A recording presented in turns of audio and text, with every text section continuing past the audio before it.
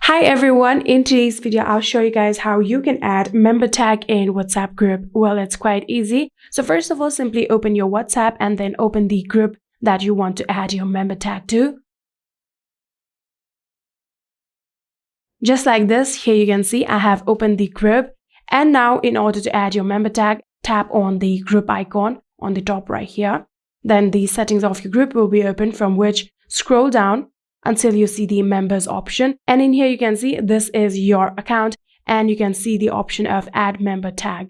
So simply tap on that option, and then from here you can simply add down your member tag. Simply tap on this box right here, then start writing down your member tag. After doing that, here all you have to do is tap on save, just like this.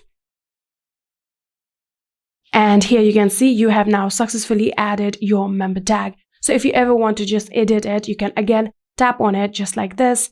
And from here you can see the option of edit your member tag.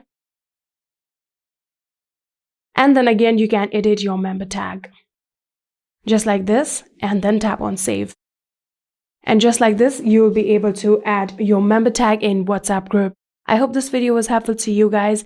If it was, please do not forget to hit that subscribe button and like our video. Thank you so much for watching. See you in the next.